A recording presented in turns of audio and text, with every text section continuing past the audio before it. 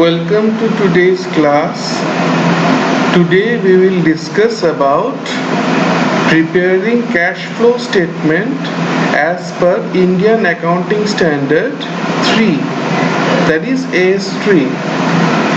Well, according to AS3, cash flows are segregated into cash flow from operating activities, cash flow from investing activities, and cash flow from financing activities. Operating activities are the principal revenue producing activities of the enterprise and other activities that are not investing or financing activities. They generally result from transactions and other events that determines net profit or loss. So these are operating activities. What are investing activities? Investing activities are the acquisition and disposal of long-term assets and other investments not included in the cash equivalents. Investing activities are those transactions and events that involve purchase and sale of long-term productive assets, that is, for example, plant and machinery, building, etc., that are not made for resale in the ordinary course of business. Investing activities also include purchase and sale of investments, those which are not cash equivalents. So these are investing activities. Now, what are financing activities? Financing activities are activities that result in changes in the size and composition of owner's capital, including preference share capital and borrowings of the enterprise. A single transaction may have two different cash flows. When installment is paid in respect of asset acquired, which includes interest and loan, interest element is classified under financing activity and principal loan element is classified under investing activities. Now, how treatment is made for interest, dividends and taxes? Number one, in case of non-financial enterprises, cash flow from dividend and interest paid are to be classified as part of financing activities, and cash flow from dividend and interest received are to be classified as a part of investing activities. Please note that interest paid and dividend paid are financing activities and interest received and dividend received are classified as investing activities because they result from investment made. Now, in case of financial enterprise, cash flow from dividend and interest, whether paid or received, are to be classified as part of operating activities because in financial enterprise, the normal course of business operation, dividend and interest are received or paid. So these are classified as operating activities for financial enterprise. Now, cash flow from taxes on income shall be classified as cash flow from operating activity. However, if they can be specifically identified with financing and investing activities, then they should be classified as cash flow from financing or investing activities to the extent related to financing or investing activities. Now, let us clarify this accounting standard 3 and preparation of cash flow statement with the help of an example. Now, first we will prepare a cash flow statement by direct method. Cash flow statement according to AS3 can be prepared under direct method or by indirect method. Both are recommended under accounting standard 3. So this is one example. So this is the income statement data on 31/3/2019 of Oshim Limited.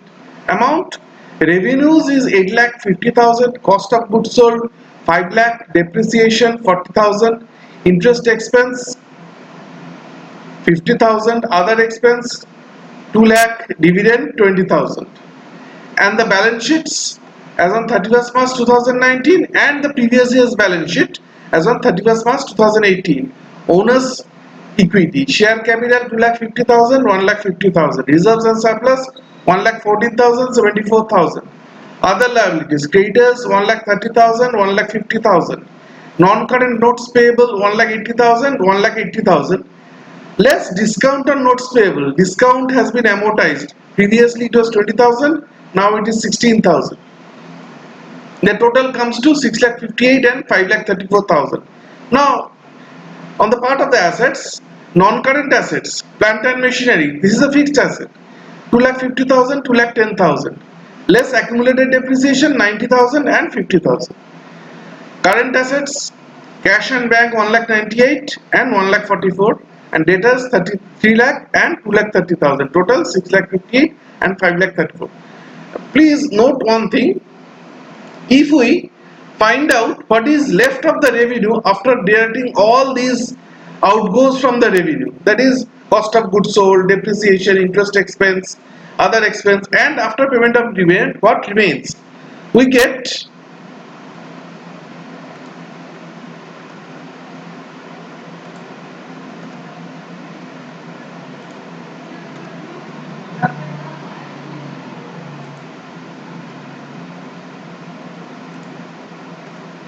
we get 40,000. See, this 40,000 remains. Please note that reserves and surplus has been increased by 40,000. 74,000 it was previously. Now it is 1,14,000. That is 40,000. This surplus 40,000 has been transferred to reserves and surplus. Now we will prepare the cash flow statement by direct method. Now what is the direct method? Under direct method, we will only prepare cash flow from operating activities, and the cash flow from investing activities and the cash flow from financing activities will be prepared as usual and in similar way in both direct method and indirect method. Only cash flow from operating activities under direct method and indirect method are different. The way of preparation is different. Please take down the problem, pause the screen and take down the problem. Now, if we come to the solution, let's say, first we will find out cash flow from operating activities. Now, cash received from customers, 7,80,000. How do we find out this?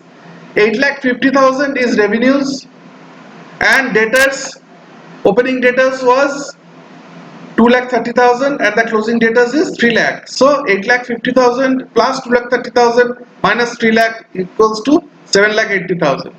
Less cash paid to suppliers and employees. Cost of goods sold is 5 lakh. 5 lakh minus other expenses 2 lakh. This 2 lakh. Then 4,000. What is 4,000? This amortization of discount on notes payable. Previously it was 20,000, now it is 16,000. So it has been deducted 4,000. Next, creditors. Previously it was 1,50,000, now it is 1,30,000. So 1,50,000 has been added and 1,30,000 has been deducted. So the amount comes to 7,16,000. If we deduct 7,16,000 from 7,80,000, we get 64,000. Now this is the net cash flow from operating activities. It is termed as A, figure A. Now cash flow from investing activities. What are the investing activities? We see plant and machinery. Previously it was 2,10,000, now it is 2,50,000. So 40,000 plant and machinery has been added. So 40,000 plant and machinery has been purchased. So purchase of plant 2,50,000 minus 2,10,000 equals to 40,000. As it is outflow of cash, so a negative sign has been affixed to it. So minus 40,000 is the net cash flow from investing activities, which is termed as B. Now cash flow from financing activities. First, issue of share capital. See, share capital previously it was 1,50,000, now it is 2,50,000. So 1 lakh value of shares has been issued. So issue of share capital 2,50,000 minus 1,50,000, 1 lakh. Interest expense, it will be deducted. Interest expense 50,000 minus interest expense 50,000. Payment of dividend 20,000. See, Payment of dividend 20,000. So if we deduct 50,000 and 20,000 from 1 lakh, we get 30,000. This is the net cash flow from financing activities. This is a positive figure.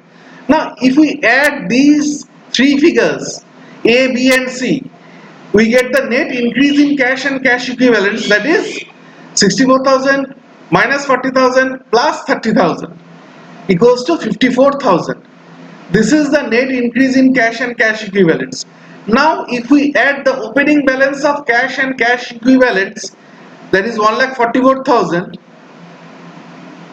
See, cash and bank opening balance was 1,44,000 and the closing balance is 1,98,000. So if we add the opening balance 1,44,000 with the net increase in cash and cash equivalents, we get the closing balance of cash and cash equivalents, that is 1,98,000. This is tallied from the this 1,98,000 is tallied from the balance sheet given in the problem. So this is how we prepare cash flow statement as per accounting standard 3 under direct method. So this is all for today. In the next part of the video, I will show cash flow statement preparation by indirect method. Hope you have understood what I have taught today.